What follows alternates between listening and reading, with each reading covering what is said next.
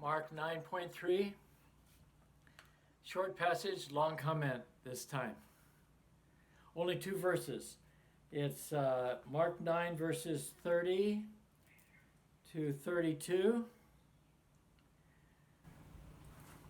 Jesus them, we can go away from that place and go through Galilee. Jesus don't like nobody know where he stay, because he teaching his guys stuff. He tell them, I the guy that's for real. The people go and set me up and take me. They go and kill me. And on day number 3, I go and come back alive. But the guys don't understand what he will say. And they scared for ask him what that mean. I wouldn't have asked him either. And I'll tell you why. I was born to be a cowboy. And I mean a real one, not just all hat and no cattle. But I got hats. I worked on ranches. I rode in a rodeo. I got boots. I got to show you this. These are real cowboys' boots. Low heels. Low heels. These are ropers. You can walk in these. You can do cowboy stuff in these boots. And growing up in Oklahoma and being a wannabe cowboy and trying to be a man and trying to, stand up for myself and never break the code and never cry and all that kind. I wouldn't have comforted Jesus or reassured him of my bond and loyalty to him. I wouldn't have put my arm around him when he most needed it. Let me just take you to that moment and let me expose one of the worst failures of the disciples. And I don't want us as followers and friends of Jesus to make this same mistake. Jesus was stressed out on his way to Jerusalem. I mean, you know the story. It led up to the Garden of Gethsemane where he sweat tears of blood, where the narrator says that he was out of his mind with dread and pain, begging his disciples to stay awake for a little while and give him some support. But he tells them in so many words, as clear as possible. I to guide us for real, the Messiah, the Christ, the human one, the Son of Man, in the Jesus book. I to guide us for real. You know that. This is what going to happen, The people going to set me up, frame me, and take me, arrest me. They go and kill me.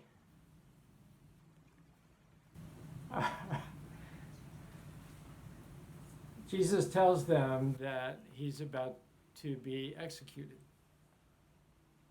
And nobody says a word. And one time Peter said, oh no, that's never going to happen to you. I think we read that part. Jesus tells them repeatedly, we're returning to the same conversation. He's trying to let them know that he's about to suffer. And all they can think of is, what? Huh? What that mean? But they don't ask him, and they don't say anything, and they don't encourage him. If I'd been there, I would have been just like them. But now, after knowing and loving him for these many years, now I wish I could have been there to hold him and to cry on each other's shoulders. I wish I would have the grace to, in a masculine way, break open my $1,000 bottle of perfume and anoint his head with that and help prepare him for his burial. You know, we'll read this a little bit later. But that woman who did that for him in Bethany town, Jesus said, everywhere my story is told, I want you to remind people of what this woman did for me. The disciples tried to scold her for it. You're wasting money. And Jesus said, nah, she did a beautiful thing for me. And I think even now in our honest prayer to him, the time we spent with him in devotion, or even when you close down this video and talk with him personally, just thank him with tears for his sacrifice and what he went through emotionally and psychologically and humanly, as well as the physical torture that he endured. I think our devotional time with Jesus means a lot to him.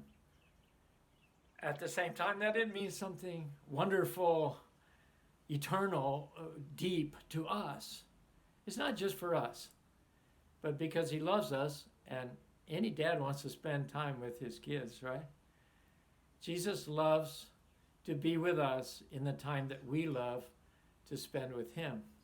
And this time, please correct the tragic mistake of the early disciples, the first followers. They did not show the love and affection. They were way too cowboy to love him in the way that he needed them to love him in that moment.